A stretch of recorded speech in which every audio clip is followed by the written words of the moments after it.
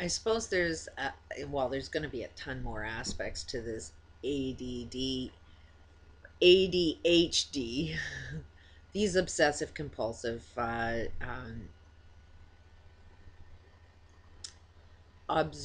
observed behavioral patterns going on in people is more of what I call it. Um, and basically, what I said is like, if I'm in a relationship with my child is going to be ultimately mirroring me because I'm the creator of that child. It will mirror everything. Who's the first thing it sees? Me, the creator. And who's it going to learn from and, mirror and try and be just like me? So, it's the do as I say, not as I do is not a good thing. And yet I find myself saying those words all the time, and I know perfectly well I need to set the example. If I want my kids to have a changed desired behavior, then all I have to do is change my desired behavior, see how I'm flawed in something that I'm wanting to see in my own kids, and then that teaches them through mirroring. Now, um, there is so much more to know about outer space. Somebody made a comment on whether I changed my. No. You are still putting shit out into the world, and um, like karma, it comes back at you. Everything is a reflection of you, no matter how far away you go. And that's basically what time is how far of a reflection can you get from yourself. Your computer is a reflection of how you want to live your life. How your relationships are reflect how you value family and family life. Everything outside of yourself is a reflection of really what's inside you and what you really want to be.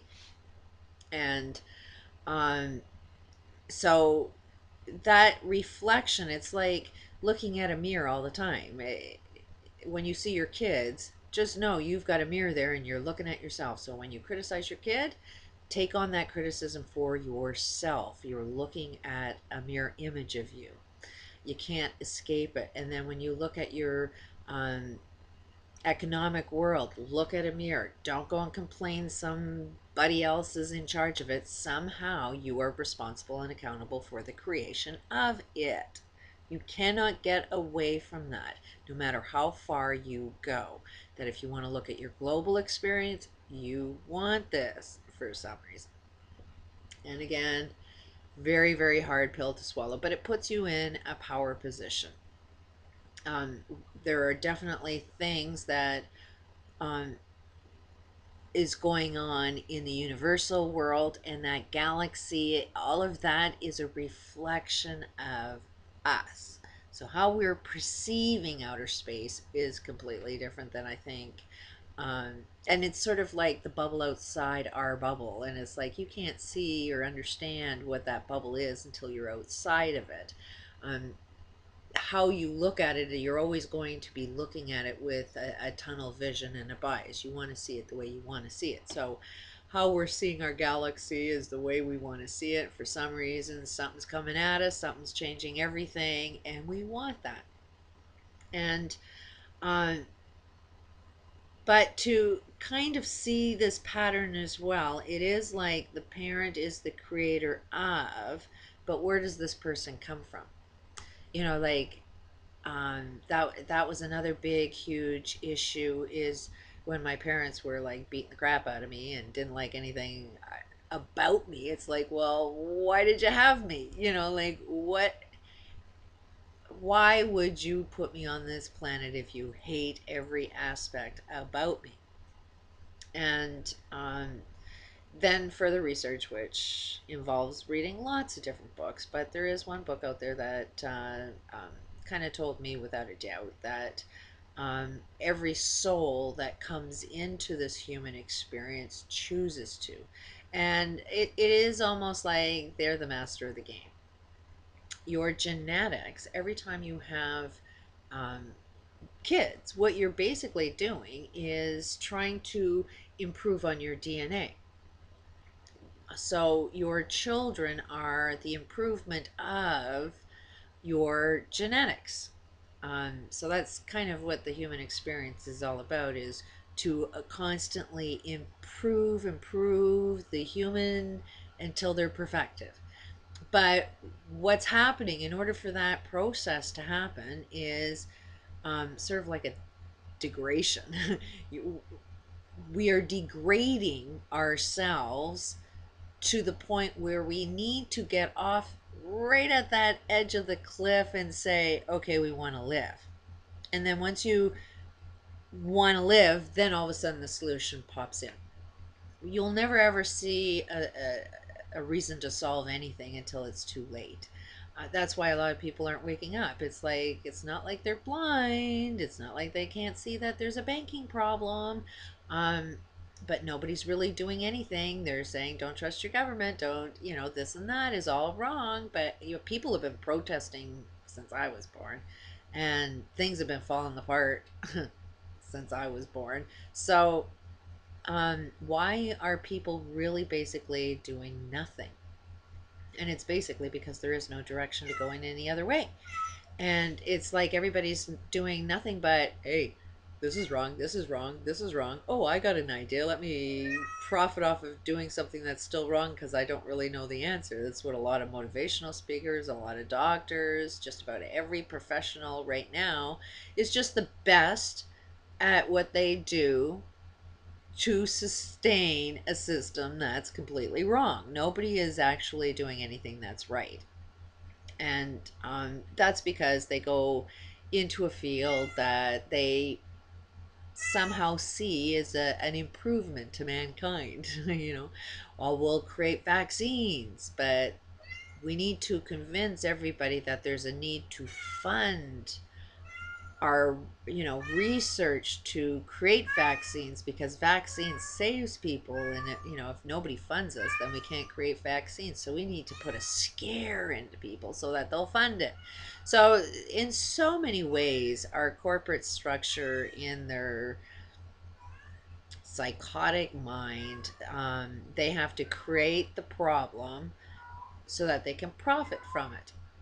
And you'll find it everywhere. You'll find it in yourself. We are all doing it in your personal life. If you have a business, you'll do it. Everybody's trying to be the best at something and not very concerned with, okay, this is good for me. Is it good for my family? Is it good for my community? Is it good for my globe? Nobody's going through those checks. And what's the definition of doesn't do harm to anybody? Nobody's taking responsibility for killing people these days. Like, you can put poison and make people breathe it and get away with it, because we don't have a comprehension of what life is and living a long life. As long as we have these rules that say, well, we all die, part of life. It's your environment, it's your lifestyle, and as long as we convince everybody that at some aspect of your life there's some bad life, there's nobody that can escape. Even Oprah, who teaches living her best life, is not living her best life. Look at her weight. She has a cause to her illness that she doesn't want to face.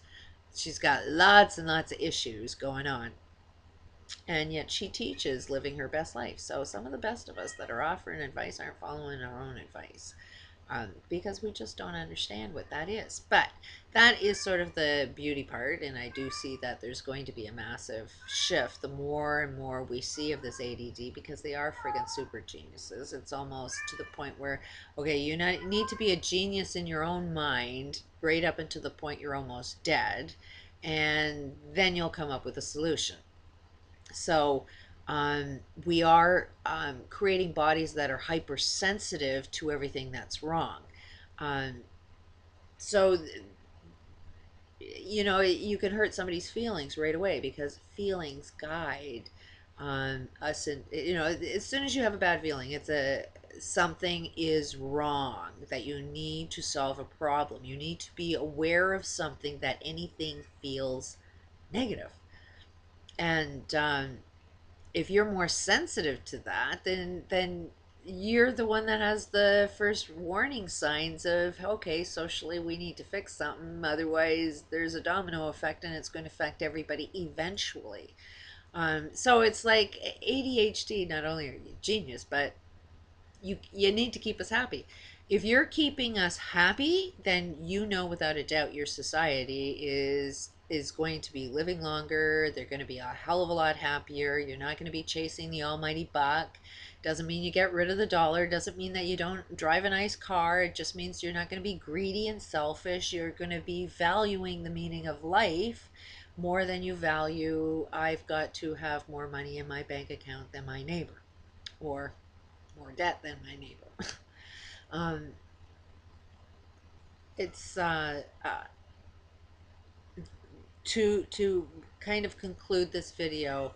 One point I wanted to make is that the soul chooses to come into this experience because in order for you to recognize a problem, it means you have the solution to it.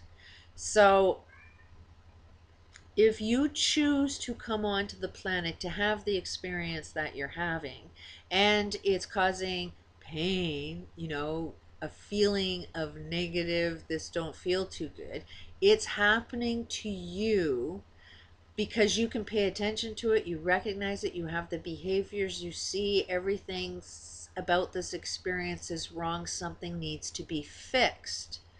The only way you can say it's wrong is if you know what's right. Otherwise, how can you make the judgment? You have to be somewhere in your mind living in a perfect world that says people wouldn't treat people this way. Your words wouldn't be this way, your opinions, everything about something about this reality that I'm experiencing is wrong.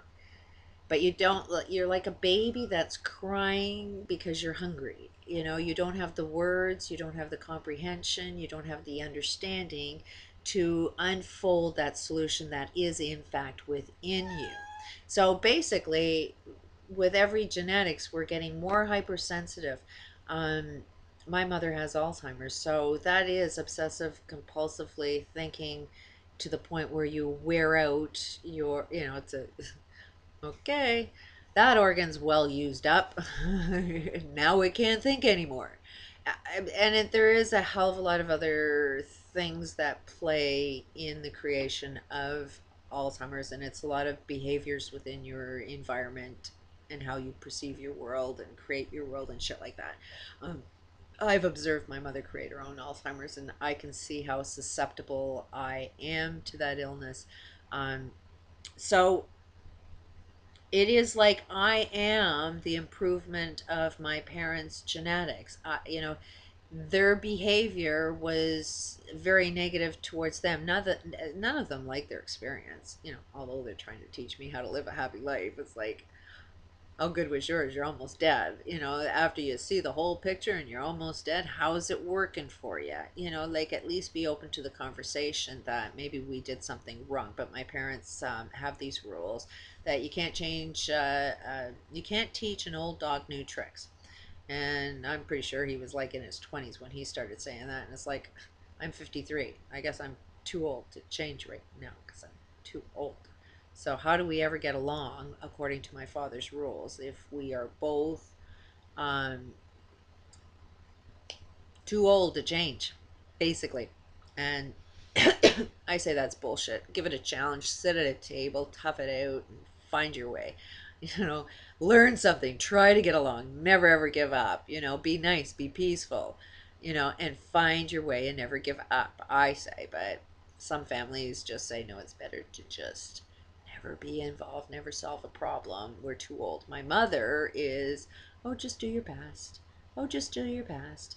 Oh, be blind to the cruelty of the world. You never see it as they're doing it to you, and your kids. Just see the best in La La Land. Now she's in La La Land for good, until she decides that she wants to come out and play again.